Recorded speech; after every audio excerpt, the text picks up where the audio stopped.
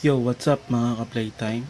Kumbaga, unboxing video sana tong gagawin ko kay King Helios, pero i-review ko na lang uli katulad ng ginawa ko kay Super Hyperion. Kumbaga, nung i-edit ko na kasi yung video, may mga nadidinig ako na ingay ng bata na sobrang lakas, kaya yun, di ko na lang tinuloy yung pag-i-edit ko sa kanya kasi kahit patungan ko ng music, madidinig ko pa din yung mga ingay ng bata. Kaya ang ginawa ko, i-review na lang natin uli, so para mas maintindihan nyo din ang aking mga sinasabi. So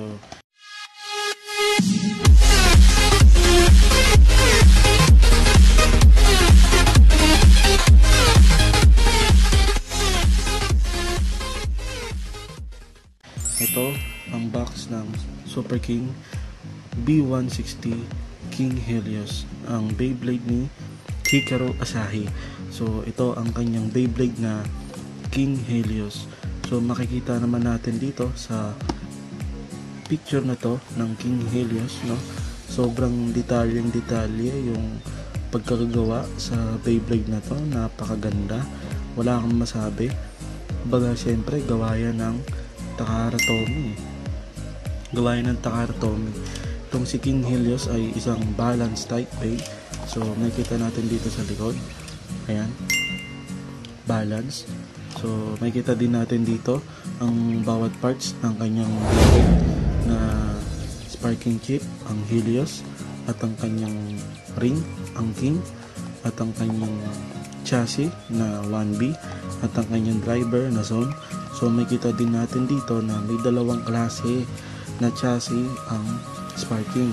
So ang unang-una ang single chassis at ang pangalawa ang double chassis. So andito rin syempre ang dalawang magkapatid na Asahi.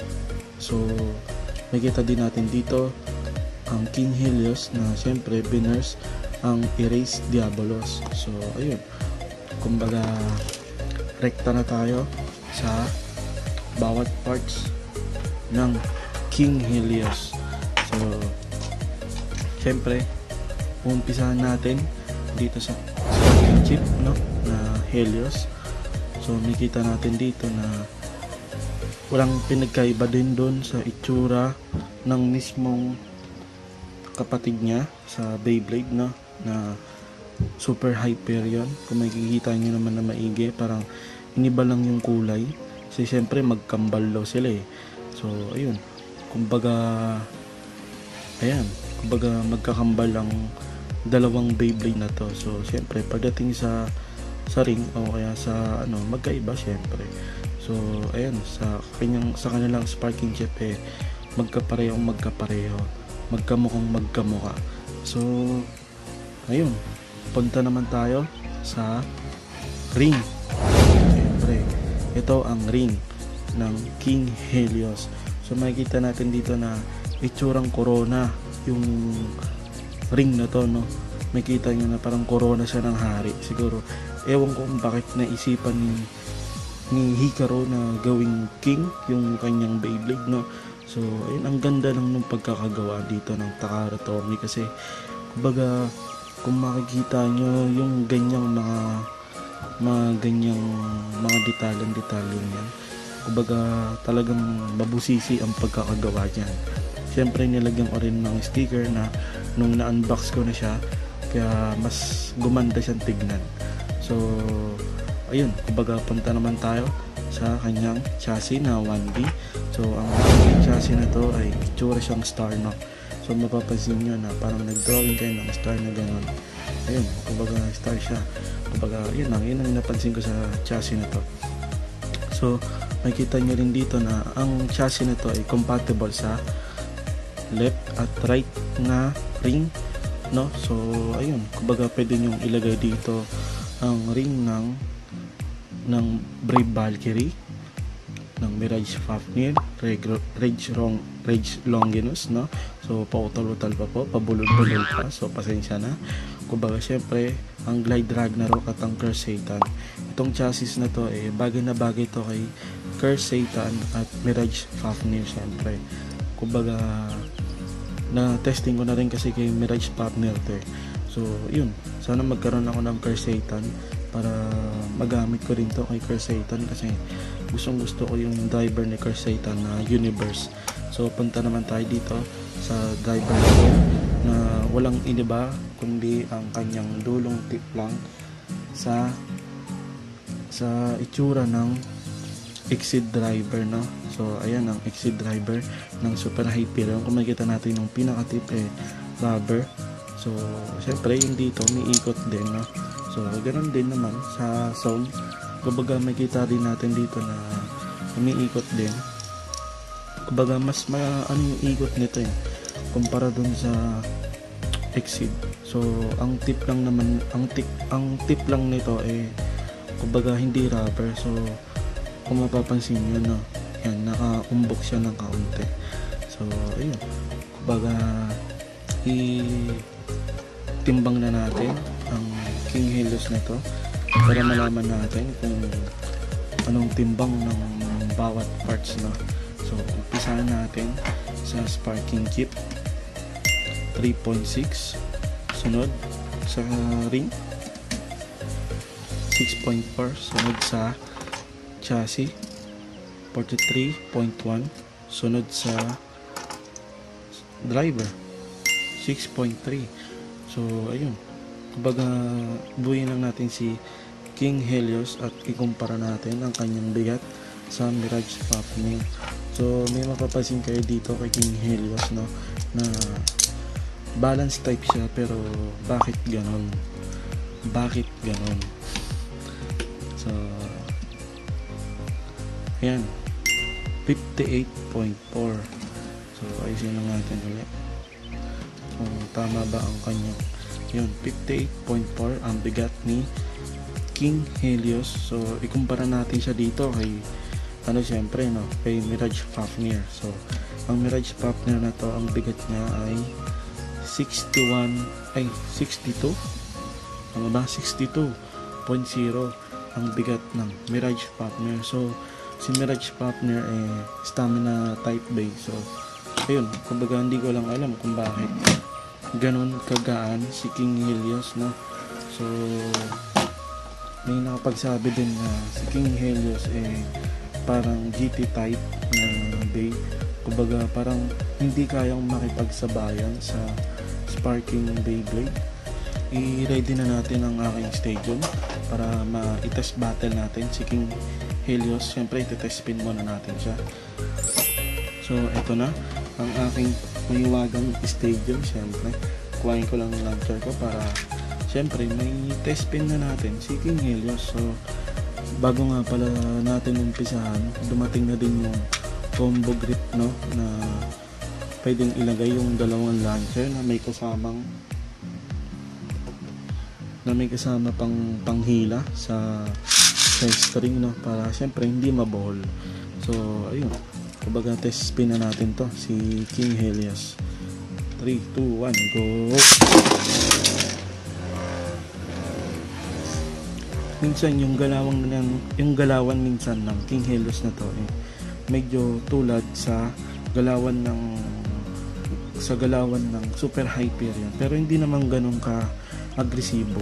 Kumbaga minsan may pagkakataon na mailo-launch mo siya na paikot-ikot din siya sa stadium. So ayun, kumbaga ewan ko lang bakit hindi yung gumana sa ngayon. Kumbaga siguro gumana yung pagkaka-stamina type niya. So ayun, kumbaga itatest battle natin siya syempre kay Mirage Fafnir. So ayun, kumbaga para malaman natin kung sino mas malakas, at itatest natin ang second mode din ni King Helios na 10 blade mode. So parang katulad siya ni Hell Salamander. So ayun, kumbaga hintayin lang natin to, no. Napaka-tinin niya, ayaw niyang huminto, gusto lang niyang umikot-ikot sa gitna ng stadium kasi solong-solo niya. So ayun, pawakas na rin ang pag-ikot ng King Helios na to. Mukhang nangangalay, nakakaikot. So ayun, kumbaga tapos na ang test spin natin kay King Helios. So ito-test battle na natin siya kay Mirage Fafnir. So syempre, kumbaga dahil sa may combo grip na may launch na natin lang sabay ang dalawang Beyblade na to. So round 1, 3, 2, 1, ready, go! kita.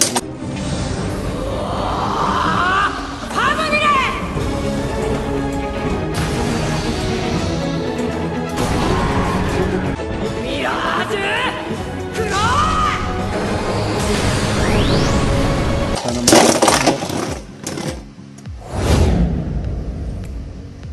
hindi pa ako nakapagsalita doon, pero nagulat na lang ako doon at na-burst ng biglaan si King Helios, no? Napakalakas ng Mirage Fafnir, grabe. Gumamit ng Mirage Claw. Grabe yung Mirage Fafnir na yun. Di ako kalain na bigla ako doon, bigla na lang na-burst. So ayun, kumbaga panalo siyempre si Mirage Fafnir, no? So hanggang round 3 tayo. Siyempre 1 point lang ibibigay natin kada round kahit na ma-over finish pa yan, spin finish o burst finish pa. So ayun, 1 point para kay Mirage Fafnir. So round 2, 3, 2, 1, ready, go!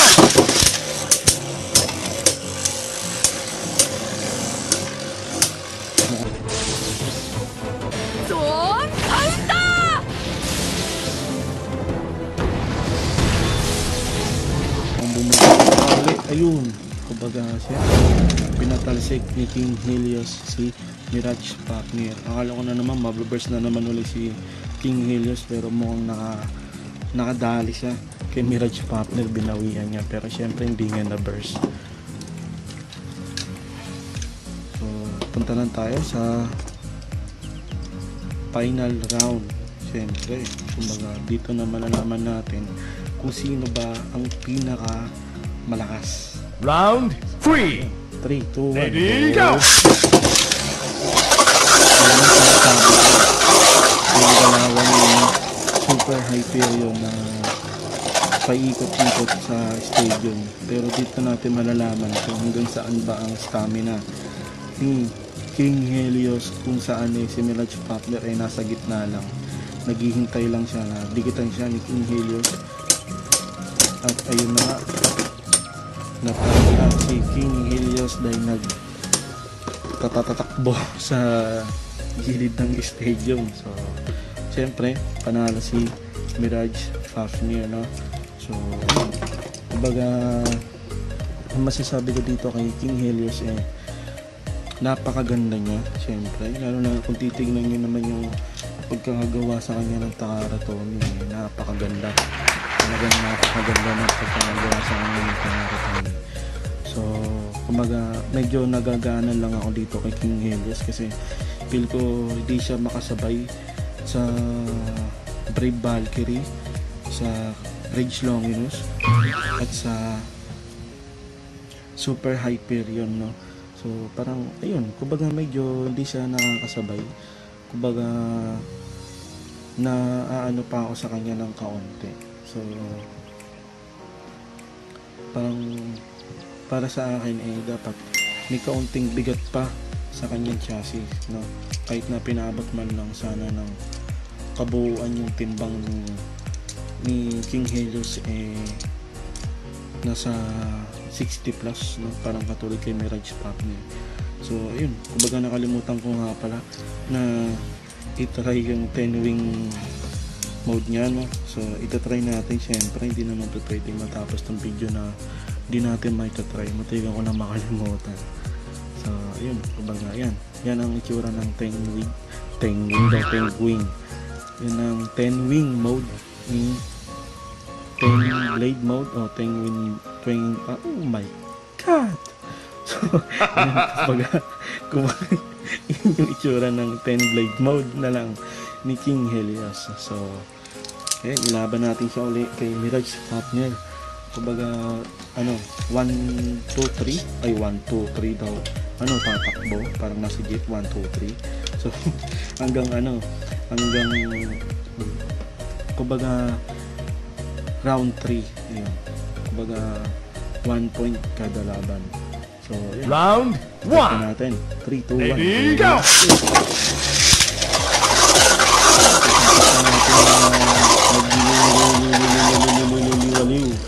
Na naman si King Helios doon, no? So si habang si Mirage Partner ay nasa gitna lang ng stadium, naghihintay ng madikitan siya ni King Helios. Papalapit nga ng papalapit, kaso mukhang malalaman na natin ang resulta rito, no?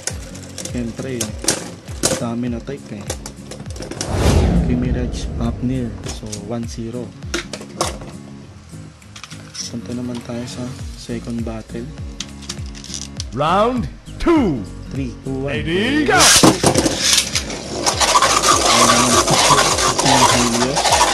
Kumbaga, ang kagandahan lang din talaga kay Mirage Partner kumbaga, nag-direct agad siya sa gitna.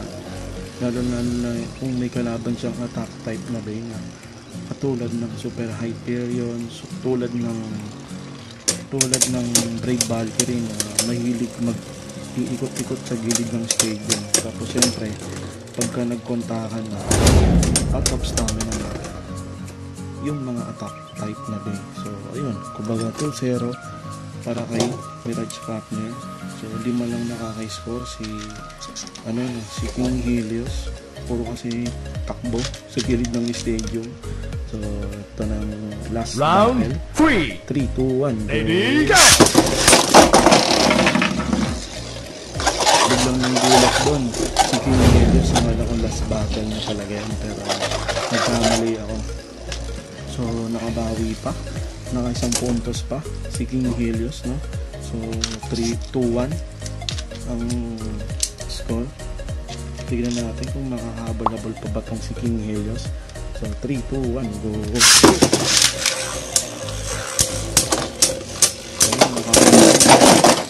Wawala na naman si King Helios, pero nagkamali siya ng desisyon na pumunta din sa gitna at tinaboy siya ni Mirage Partner. So ayun, kumbaga tumalsik si King Helios na, pero one click lang ang nangyari sa kanya. So ayun, kumbaga yun ang pinaka last na test battle natin kay King Helios. So abangan nyo na lang yung mga laban natin, ilalaban natin, I mean kay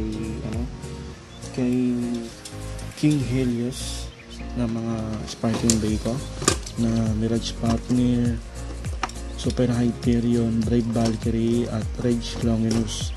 So ayun, kumbaga may kulang pa sa mga Beyblade na tayo. So abangan nyo na lang yung unboxing video ko o review na lang uli kay Glide Ragnarok. So ayun, kumbaga maraming salamat. Wag yung kakalimutan i-like ang video ko na to. So yung sa mga bagong pasok dyan, syempre welcome na welcome kayo. Kaya wag nyo din kakalimutan na mag-subscribe, at lalo wag yung kakalimutan i-on ang notification bell para syempre updated kayo sa mga latest na video na i-upload ko. So ayun, maraming salamat sa mga sumusuporta. So paalam.